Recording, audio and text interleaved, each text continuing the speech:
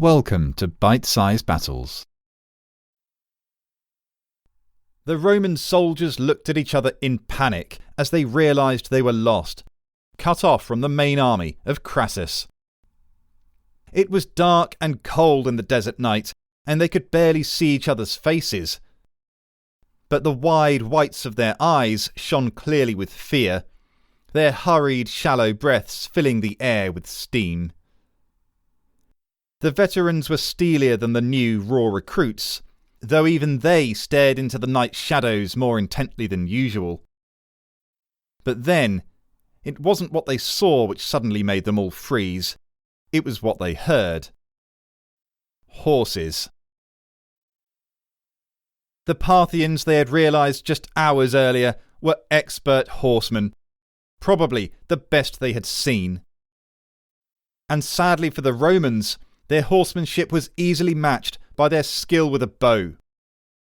In fact, both abilities were so honed that the Parthians could shoot volleys of arrows from the backs of their horses, and while at full gallop.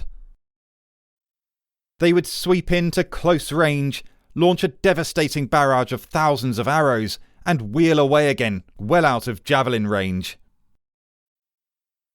The Romans, of course, often took cover in their testudo formations, but that left them unable to manoeuvre effectively, allowing Parthian cataphracts to absolutely thunder in with lances levelled from horses covered from head to hoof in heavy armour. Roman formations hit badly by horse archers were then utterly shattered by the cataphract charges. Once the cataphracts had finished causing carnage, the horse archers would sweep back in to the now broken Roman units and pick them off from a short distance. When Crassus had finally sent his own son in to chase the horse archers off with Gallic cavalry, the result was catastrophic. The Gauls were wild and brave, charging with flying hair and grim abandon into the fray. But the Parthians simply fled before them, incredibly shooting backwards as they did, decimating the Gauls. Then the cataphracts hit what was left. There were barely any survivors, and when Crassus saw the head of his own son on a pike, it crushed whatever martial sense the man had left. As night had fallen, the general had ordered a retreat to the nearby town of Carrhae, but left 4,000 wounded Romans behind. It was sickening listening to the screams of their comrades when the Parthians found and slaughtered them. Then, in the chaotic retreat, they had become separated from the main army, around 4 cohorts of them. The centurions had grizzled at them to be quiet in the night. They would be all right. Stick together and shut up. Don't sneeze, don't whisper, don't even fart. Maybe they would get lucky and the Parthians would simply bypass them in the dark. But now the sounds of hooves floated from the shadows, and one man's little squeak of dismay was all that was needed to give them away. Quickly the sound of thousands of hooves surrounded them as their eyes strained to see and hearts hammered blood into their ears. But it all went suddenly quiet. The legionaries' chests heaved, swords were slid from scabbards, the grips on shields tightened. The tension was so palpable that the sudden hoot of an owl made men jump, and when one turned to look, his eye exploded with an arrow through it. Adrenaline erupted as thousands of arrows suddenly whistled in at impossible speed, thudding into shields with a force which rocked the legionaries backwards and finding feet, arms, necks and faces. More arrows joined the first volley until it quickly became an incessant cacophony of constant strikes on shield wood, armour iron and flesh. The noise became strident when Parthian war drums abruptly joined the deafening orchestra. In the dark, still unable to see their assailants and overcome by the terror of it all, some of the men broke and ran. Centurions snarled at them to get back in line, but it was too late. The panic had set in, and soon almost every man in the 4 cohorts was peeling away, running desperately in the forlorn hope of safety. The thunder of hooves began again, and soon more screams filled the air as lances and swords found the backs of the fleeing men. Just 20 Romans remained where they were, mostly centurions and hardened veterans of 100 other battles. They would not abandon their honour and show their backs to these Parthian barbarians who refused to fight like men. No, they would die with their swords in their hands, and with that decision made, began to advance into the night, just as the first gleam of dawn brightened the horizon. As they did so, it became clear that they were advancing into over 1,000 Parthians. But still they did not falter. Closing ranks, they made a show of the Roman wall of red and discipline which had allowed them to conquer half the known world. They would not be cowed. All 20 marched shoulder to shoulder, knowing they did so to their deaths, until they reached the Parthian line of horse archers, who for once had not begun loosing volleys at them. Instead, to the Romans' amazement, they parted down the middle and gestured to this small knot of madmen that they were free to go. As they did so, they received nods of admiration for their courage. The rest of the Roman army did not fare so well, with 3/4 of the 40,000 men either dead or captured. Only 10,000 escaped, marching back in shame and shock to Roman Syria. And their general wasn't with them. Crassus had been killed when a struggle broke out at a parley with the Parthian commander.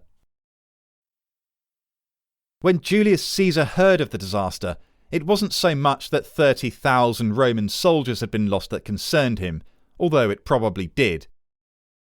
It was that one of his triumvirate partners and long-standing ally, Crassus, was dead. That left just himself and Pompey as the main power brokers of Rome, but their relationship had already started to fray. Crassus had almost been the glue keeping them together, but his death in 53 BC now accelerated what was already beginning to seem inevitable. Caesar and Pompey were the only 2 men of Rome who commanded huge armies, and if they broke, it was likely the peace of the Roman Republic would too. Among many other factors, Crassus's death led Julius Caesar to make the most important decision of his life. I'm Andrew Mackenzie. Welcome to the final episode of The Rise of Julius Caesar. Rubicon. When Crassus died in the east, Vercingetorix hadn't even started his Gallic revolt yet. But when he did, Caesar had to deal with that pressing matter before he could devote himself to the issue of Pompey. But the fracture between Rome's 2 greatest generals began a year earlier, in 54 BC.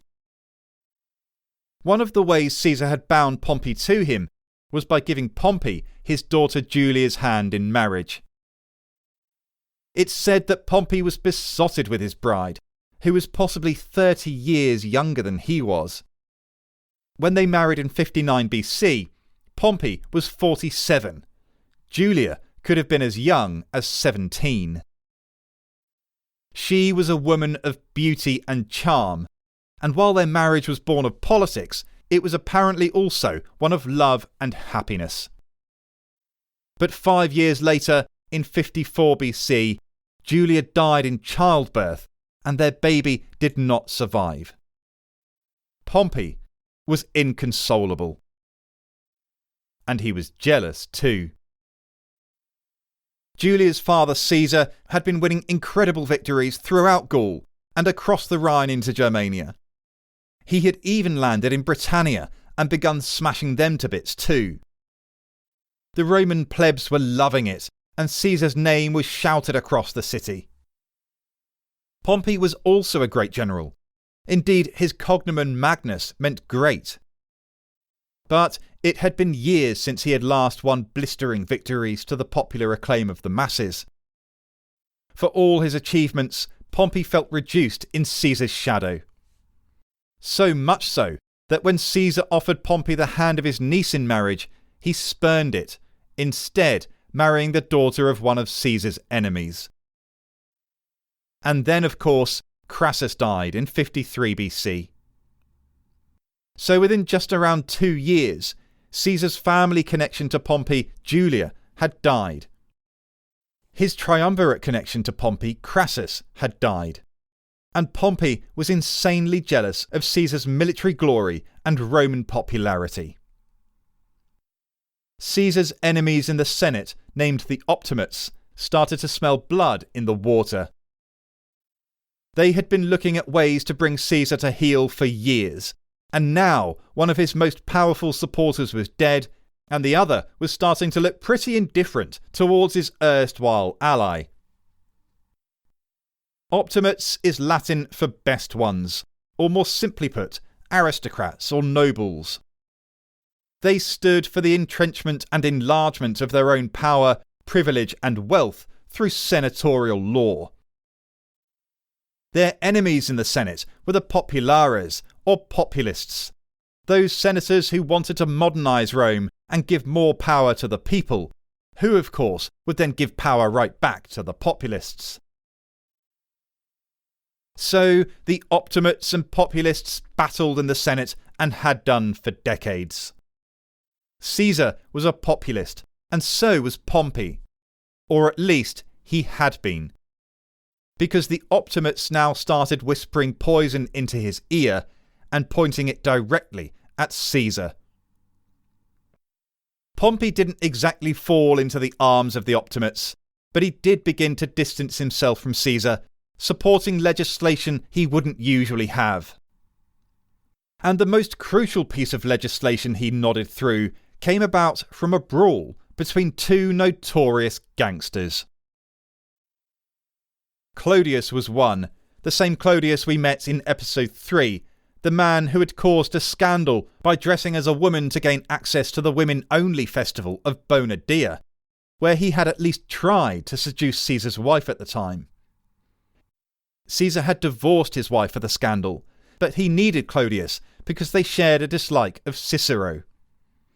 So Caesar had made him a pleb just so he could run for tribune and then have Cicero exiled. Clodius was a rogue, troublemaker and thug, and he was travelling north along the Appian Way in 52 BC with a band of around 30 armed slaves as a bodyguard. Coming the other way was the second notorious gangster, his urban gang rival, Milo, and his own group of armed cutthroats, which numbered at least 2 gladiators. Clodius, of course, was a supporter of Caesar and the populists, while Milo supported the Optimates. For years the two had been engaged in vicious gang warfare in the streets and alleys of Rome. In other words, they didn't like each other very much. When they crossed paths on the Appian Way, at first the two of them satisfied themselves with hurling abuse at one another, with a few jokes about each other's mums thrown in for extra hurt. But when the reputations of their mothers had been soiled long enough, and they were just about to part ways, a fight broke out between 2 of the bodyguards, and suddenly they all piled in, knives and clubs out in an instant. Ancient fights were proper brawls, so of course one of Milo's gladiators had brought a javelin along with him. He now launched it into Clodius's shoulder, who went down hard and was rushed to a roadside inn. Milo realised that things had gone too far. Allowing the grunts to kill each other was one thing, but killing Clodius, a tribune, would be reckless and damaging for him. But he also reasoned that a dead Clodius would be easier to deal with than a live, wounded and enraged one bent on revenge. So he stormed into the inn, dragged the crippled Clodius out, and clubbed him to death in the street.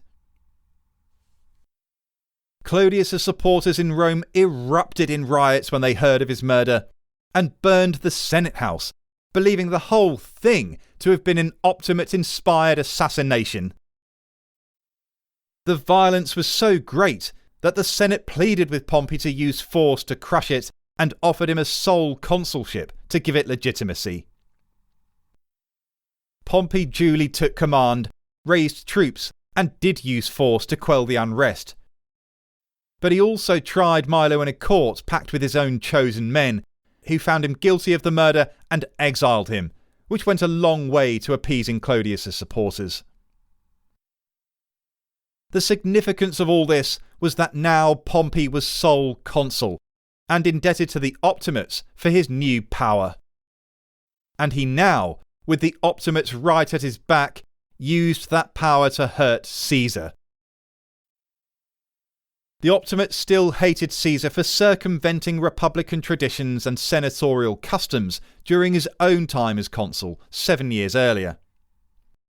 And there was no greater demonstration of his disdain for the power and position of the Senate than his actions in Gaul. When the Helvetii tribe had first gone walkabout and the Aedui had appealed for help, the Senate had granted permission for Caesar to put the Helvetii in their place and send them back where they came from. But pretty much every act that Caesar took from then on was without the Senate's permission. His invasions of Germania and Britannia shocked the rulers of Rome, but his outright conquest of Gaul was the real slap in the face. It was the Roman Senate who decided which lands should be invaded and conquered, and it was the Senate who would appoint the generals to do it. For one man to simply take it upon himself to do so was anathema, and showed nothing but scorn for the way the Republic was supposed to be run. So, the Optimates were constantly looking at ways they could prosecute Caesar for breaking their laws. The only slight problem was that Caesar, as proconsular governor of 3 provinces, held immunity from prosecution until his term ended in 49 BC. But they would still be ready when it did. Caesar, of course, was well aware of all this, and wanted to be elected consul for the 2nd time as soon as his governorship ended, giving him another year's immunity, during which time he could sort his political enemies out one way or another. But here was the kicker. Candidates for consul had to be present in Rome in order to stand, and by entering Rome, you by law gave up any immunity from prosecution. Obviously, if Caesar did that, he'd be hounded by the rabid Optimates as soon as he stepped over the city limits, and so bound up in litigation that any attempt at running for consul would be impossible. He'd spend the rest of his life defending himself in law courts, banged up in prison, or in exile. So, Caesar asked for permission to run for consul in absentia, from his provinces in Gaul. The Optimates pretty much foamed at the mouth at that, and when Caesar's implacable enemy Cato spoke against it, Pompey did not rise in Caesar's support.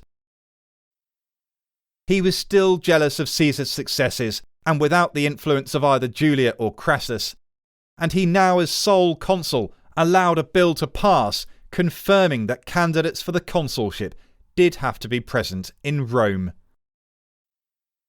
By doing so, he ruined Caesar's chances of becoming consul and having the immunity that came with it.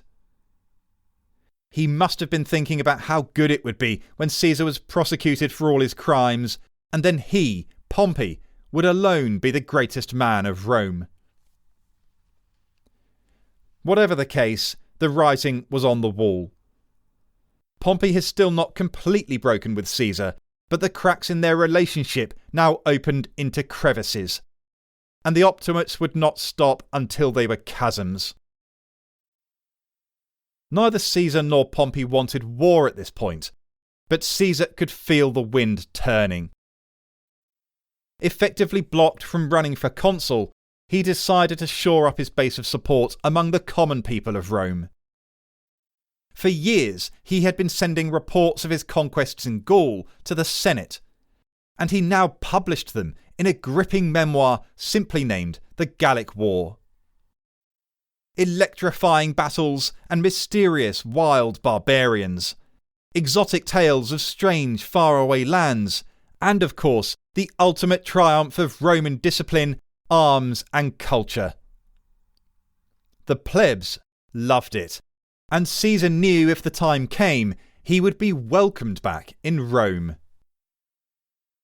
And that time might come soon, because one of the consuls who took over from Pompey in 51 BC was a certain Marcus Claudius Marcellus, a man who devoted himself to Caesar's destruction.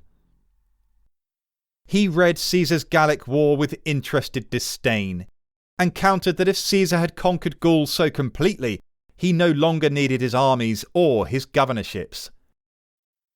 He put a bill before the Senate demanding Caesar disband his forces and return to Rome. Now. Caesar was incensed. He had well-paid tribunes block the move, but this was now obviously becoming a bitter political war of vendetta. And the next attack came a year later, in 50 BC. The Parthians were pressing into Roman Syria, and the Senate decided to send 2 legions there to shore it up. Pompey offered to send one of his, as long as Caesar did the same. The little fly in the ointment of this entirely fair and reasonable suggestion was that Pompey would be sending a legion that he had loaned to Caesar years before. It actually meant then that Caesar suddenly lost 2 legions, Pompey's loan and one of his own. Even now, though, Caesar still did not break with Rome. He let the legions go, knowing he was weakened, but before they left, he gave each man a very nice sum of gold. You never know, he thought, how useful that might be if he was ever to face these legions on the battlefield in the future. In the end, the 2 legions weren't even needed in the east, and Marcellus ensured they didn't return to Caesar, but demanded they stay in Italy under Pompey's command. Caesar smiled wryly at the move and quietly began recruiting more troops from his provinces. Rumours and counter-rumours now began swirling throughout the Republic, and they were spreading like wildfire. All Caesar wanted to do was stand for consul and absentia. The Senate were being recklessly obstructive. No, Caesar hates the Republic, and he makes up the rules as he goes along to suit himself. The Senate's wrong, no Caesar is. People started picking sides even now, as the tension began to really ratchet up. Marcellus twisted the tension further still, by now advocating in the Senate for a law which would compel new magistrates to take over from Caesar's governorships immediately. He was still desperate to force Caesar to return to Rome as a private citizen, without the protection of immunity or his army. But Caesar had expected this move and had a counter-proposal waiting. Through his supporters in the Senate, he said that yes, incredibly, he was willing to lay down his governorships and his armies, as long as Pompey did the same. It was a high-risk but shrewd move. If the Senate agreed, he would be stripped of immunity and prosecuted, but he gambled that Pompey would balk at the suggestion. Pompey governed Spain at the time and had several legions there, along with more in Italy and more still in the east.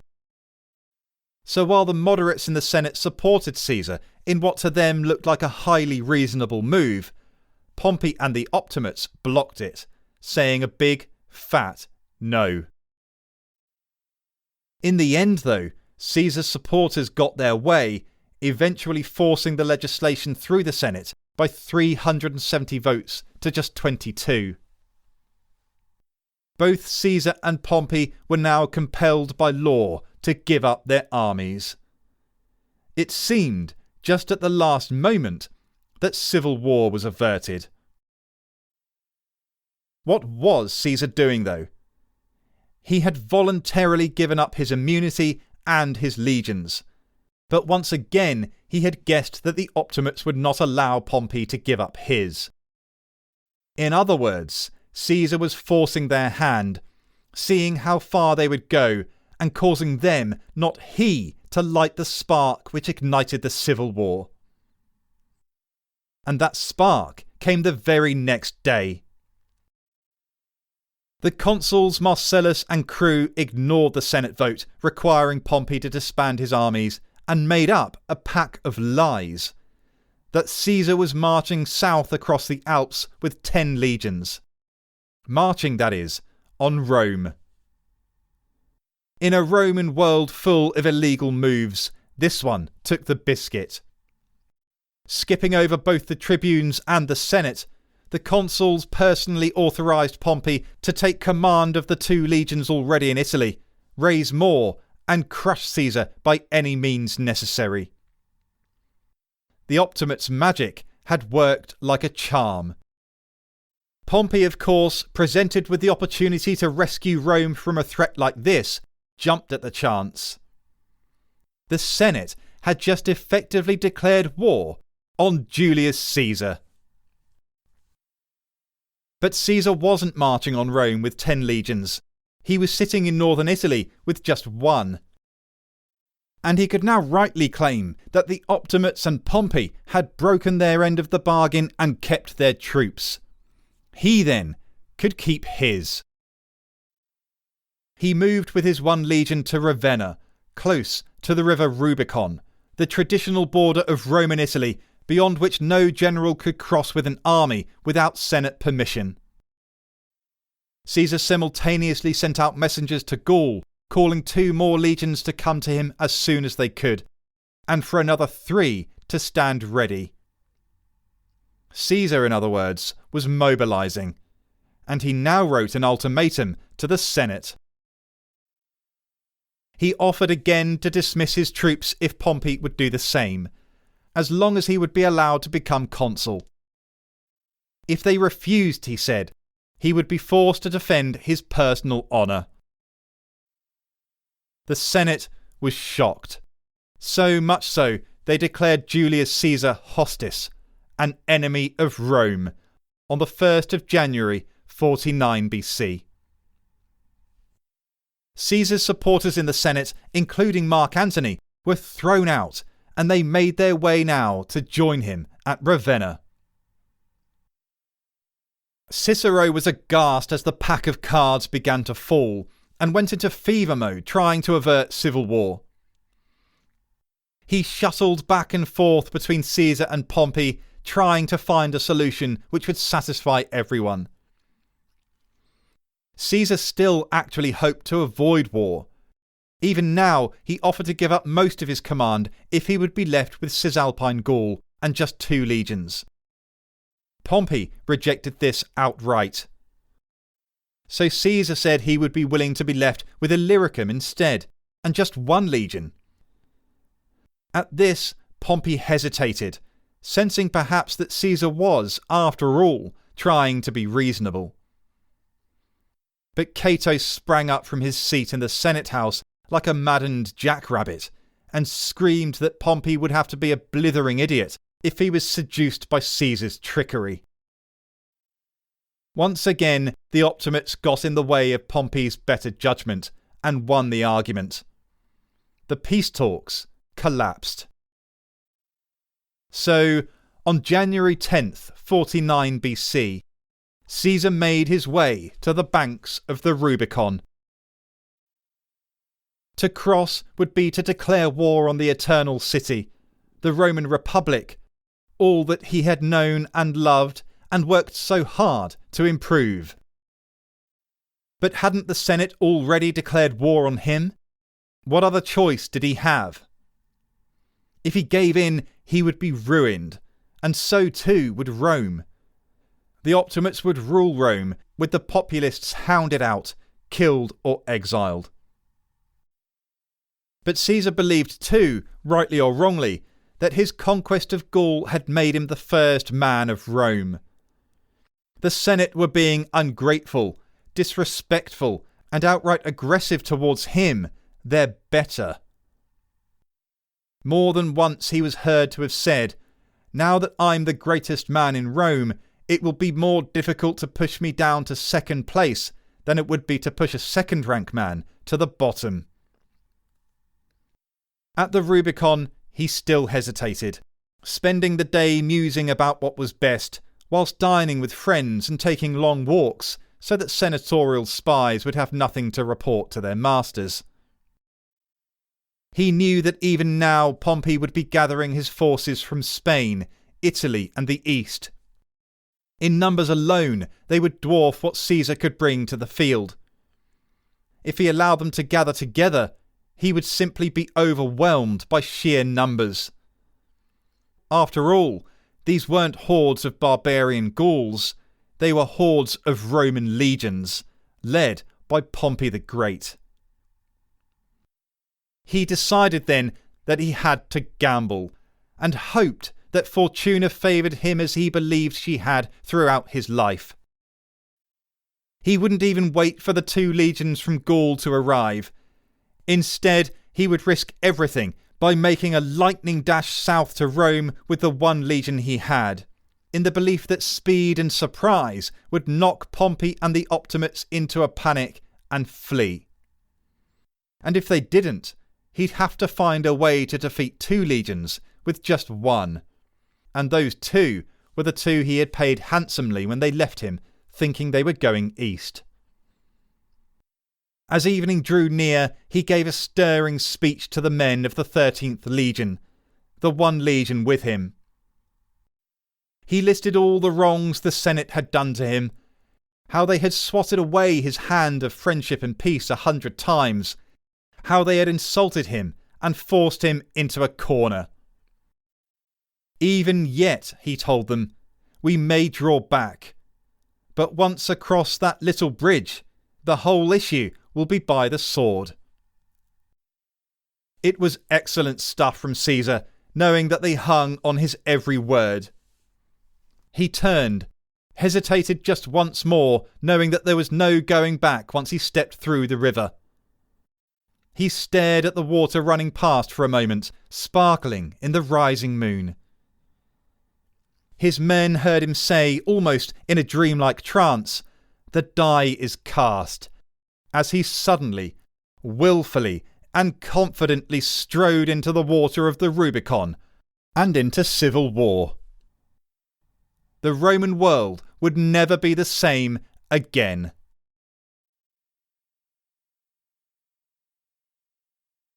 This series on Julius Caesar will be followed at some point by a sequel on his civil wars.